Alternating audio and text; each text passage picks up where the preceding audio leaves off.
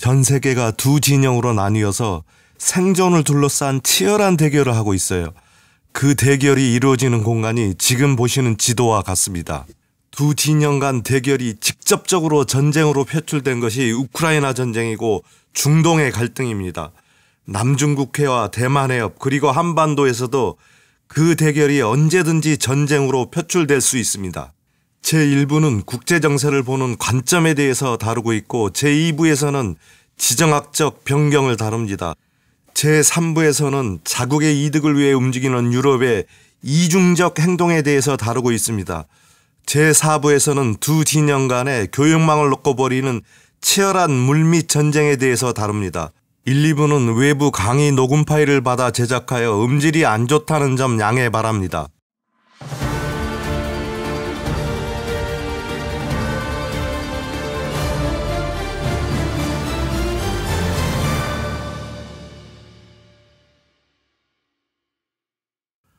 오늘날 세계를 주도해온 세력은 미국이 선봉장으로 있는 경제적으로는 G7 국가들입니다. 그리고 군사적으로는 나토가 그 뒤에 있습니다. 지금까지는 이들이 세상을 지배하는 확실한 세력이었습니다. 이 진영에 도전장을 내민 세력이 바로 중국과 러시아입니다.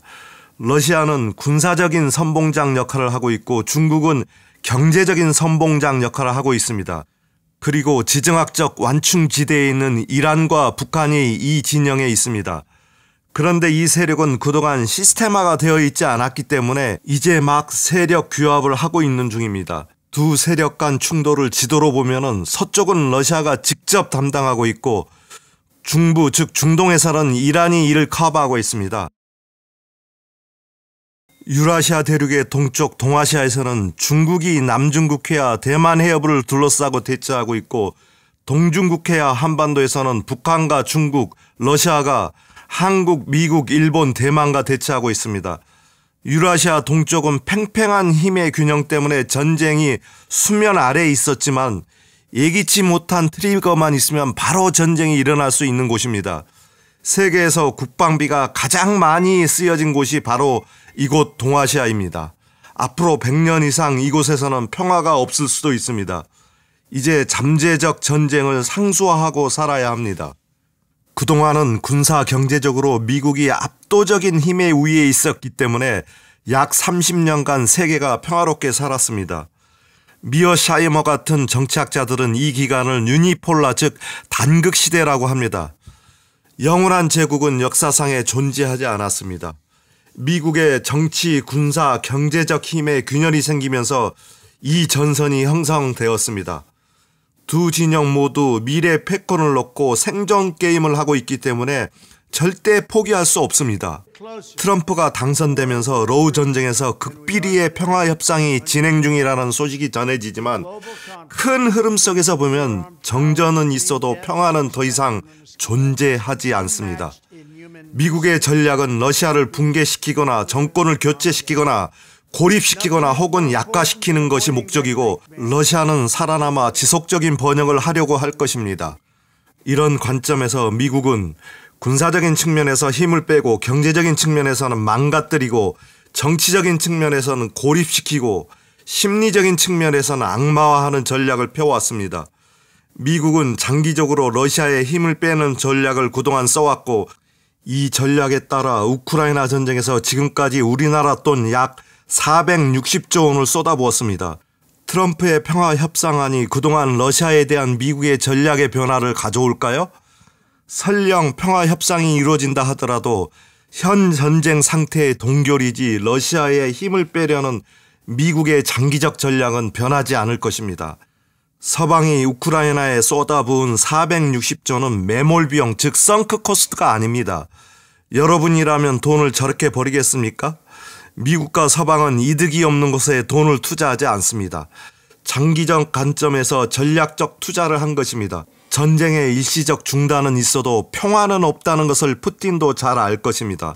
저는 트럼프의 평화 계획을 전쟁의 이연, 영어로는 Deferred War라고 정의하고 싶습니다. 이런 장기적인 관점에서 러시아가 취할 수 있는 전략은 무엇일까요?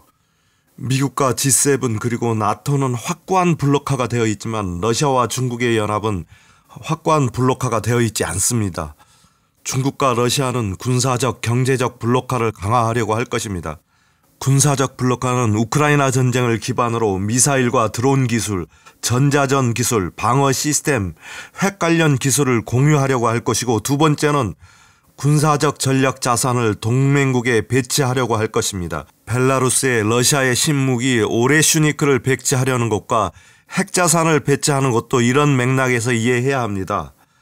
러시아는 이란의 전투기와 S-400 대공 방어 시스템의 라이센스 생산을 허용해 준 상태입니다. 동아시아에서는 북한의 비슷한 조치와 핵 잠수함 기술을 전수할 수 있습니다. 이란과 북한의 생산 시설을 이전하거나 공유하는 군사적 블록화는 우크라이나 전쟁의 장기화를 염두한 것입니다. 이러한 군사적 협력으로 추가적인 미사일과 중화기 그리고 포탄 등과 같은 전쟁 물자의 안정적 공급망을 확보할 수 있게 되는 것이죠. 또한 동맹국 간의 군사훈련을 강화해 힘을 과시하려고 할 것입니다. 동중국해와 캄차카 그리고 베링해에서의 중국과 러시아의 합동 군사훈련이 강화되고 있습니다. 미국을 직접 위협할 수 있음을 압박하는 무력 시위로 봐야 됩니다. 또한 바렌츠와 북극해에서의 핵훈련 강화는 잠재적 핵전쟁을 염두한 훈련입니다. 또한 쿠바와 리비아에 군함을 입항시키는 것은 미국 본토나 해외 미군 자살에 대한 위협을 가하기 위한 것입니다. 러시아는 이미 유럽 시장을 버렸고 중국도 미국 시장 의존도를 줄여가고 있습니다. 중국과 러시아는 이런 측면에서 새로운 시장을 만들고 유대를 강화하려고 하는 경제적 블록화를 시도하고 있습니다. 그 일환으로 글로벌 사우스와의 협력을 강화하고 독립국가연합과 상하이 협력기구, 유라시아 경제연합 등 다자간 경제협의체의 결속을 강화하고 있습니다. 특히 브릭스를 확장하여 G7 중심의 세계 경제 질서에서 탈피해 브릭스 중심의 정치 경제 패러다임으로 전환을 시도하고 있습니다. 브릭스 회원국에는 2024년까지 러시아, 중국, 인도, 남아공, 아랍에미레이트 등 9개 회원국이 있었고 2025년부터는 벨라루스, 인도네시아 등 9개 회원국이 추가되어 개발도상국 국가들로 구성된 최대의 경제 블록이 탄생합니다. 부채 주도의 성장을 해온 G7과는 달리 브릭스는 글로벌 경제의 자원 공급처인 동시에 상품의 소비처로 성장할 것으로 예상됩니다. 그동안 세계 경제는 G7 국가들이 브릭스나 글로벌 사우스 국가에서 자원을 받아 제품을 생산하고 이 제품을 다시 이들 국가에 팔아 부를 축적하는 경제 구도를 가지고 있었는데 중국과 러시아는 G7을 대항하여 자체 조달, 자체 생산, 자체 소비라는 원대한 꿈을 가지고 블록화를 강화하고 있습니다. 2024년 러시아의 카잔에서 열린 브릭스 회의에서 달러를 대체할 브릭스 미래화폐의 모형을 선보여 달러 패권에 도전장을 내밀었습니다. 경제 블록의 가장 중요한 핵심 인프라는 수송망입니다. 서구 경제의 핵심 핏줄은 해상 수송망에 있습니다. 지금까지 해상 수송망은 미국과 유럽이 장악해왔습니다. 수송로뿐만 아니라 이 해상 수송로를 둘러싼 지정학적, 군사적 패권은 완전히 서구에 있었고 러시아와 중국은 불리한 위치에 놓여 있었습니다. 미국은 해상 수송로의 초크 포인트마다 해군을 배치하고 관리하고 있습니다. 러시아는 특히 이 해상 수송로에 매우 취약한데 예를 들면 발트해의 상트페테르부르크나 칼린그라드를 출발해 대서양으로 나가거나 이곳으로 오는 해상 수송로는 유사시 덴마크의 스토레벨트 해협과 스웨덴의 웨레순 해협을 막으면 러시아는 완전히 봉쇄됩니다. 튀르키예의 보스포루스 해협에서는 러시아의 해상 운송을 완전히 봉쇄할 수 있습니다. 설령 보스포루스 해협을 통과하더라도 아드리해의 다르다넬스 해협의 좁은 수로를 통과해야 하기 때문에 나토 회원국인 튀르키예에게 지정학적인 약자일 수밖에 없습니다. 이 두 해협을 통과하더라도 서쪽에서는 영국이 지브랄터를 지키고 있습니다. 동쪽에는 수에즈 운하가 있지만 이곳에서도 미군이 주둔하고 있고 언제든지 유사시 봉쇄당할 수가 있습니다. 수에즈 운하도 러시아와 중국에게는 지정학적 초크 포인트입니다. 지금 예멘의 후티가 이스라엘의 관련 선박을 공격하고 있는 바브엘 만데브 해협도 초크 포인트 중의 하나입니다. 이렇게 해로에는 초크 포인트가 많습니다. 해상 수송로의 초크 포인트는 거의 미국이 장악하고 있습니다. 중동의 호르무즈 해협도 이란의 관할 내에 있지만은 페르시아만에 주둔하고 있는 미군의 작전 영역입니다. 중국의 입장에서는 남중국해의 진입로인 말레카 해협과 순다 해협이 가장 큰 초크 포인트이고 바시 해협과 대만 해협도 초크 포인트입니다. 중국의 말레카 딜레마에 대한 자세한 내용은 링크한 영상을 참조하시기 바랍니다. 이 해협들이 봉쇄당하면 중국은 바다에서 완전히 고립됩니다. 대서양과 태평양을 연결하는 중요한 수로가 있는데 바로 파나마 운하입니다. 파나마는 대서양과 태평양을 오가는 선박들이 남미 대륙 끝까지 돌아 이동해야 하는 불편을 덜기 위해서 미국이 1914년 완공했고 1999년 파나마의 그 소유권을 반환했는데 최근 트럼프가 다시 파나마 운하의 운영권 반환 요구를 하겠다고 협박하에 관심을 다시 받은 곳입니다. 이 파나마 운하는 약 82km 정도 되는데 이곳을 통과하는 화물의 4분의 3은 미국적 화물입니다. 트럼프는 미국 화물선이 파나마 운하에서 바가지를 쓰고 있다며 파나마 관리들에게 경고했습니다. 이렇게 해상 수송로의 초크 포인트는 미국의 영향력하에 있기 때문에 브릭스를 통한 신경제 질서를 구축하려고 하는 중국과 러시아에게는 새로운 수송로 확보가 절실합니다.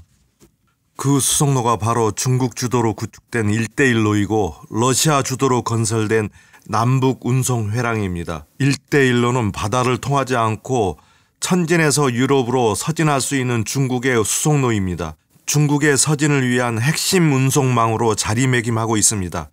러시아는 지배력이 약한 바닷길을 보완하기 위해서 남북 운송 회랑을 구축했습니다.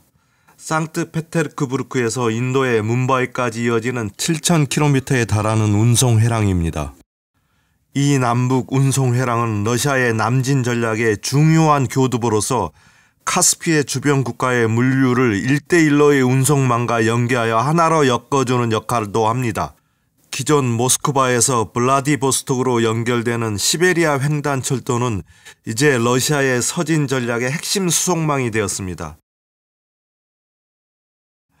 또한 브릭스 회원국인 인도가 최근 가세하여 첸나이에서 블라디보스톡까지 연결하는 동부 해상 화랑도 있습니다.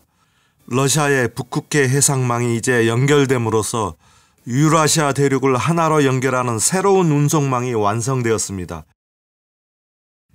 2023년 G20 정상회담에서 미국의 주도로 뭄바이를 출발해 두바이를 거쳐 사우디아라비아의 리야드와 이스라엘의 하이파 그리고 그리스의 피레아스까지 연결되는 중동 유럽 경제회랑 구축이 계획되어 있었지만 중동 갈등으로 그 논의가 중단된 상태입니다. 2024년 G20 정상회담에서는 볼리비아 대통령 루이스 아르세가 볼리비아와 브라질을 거쳐 태평양과 대서양을 연결하는 철도 건설 가능성을 중국이 평가할 것이라고 발표했습니다. 양 진영은 물밑에서 안정적인 운송 확보를 위해 보이지 않은 전쟁을 벌이고 있습니다. 다음 영상에서는 유라시아 대륙을 둘러싸고 있는 남북 운송회랑과 북극해 해상망 그리고 1대1로와 동부 해상 운송망에 대해서 하나하나 상세히 다루도록 하겠습니다. 구독, 좋아요, 공유 부탁합니다.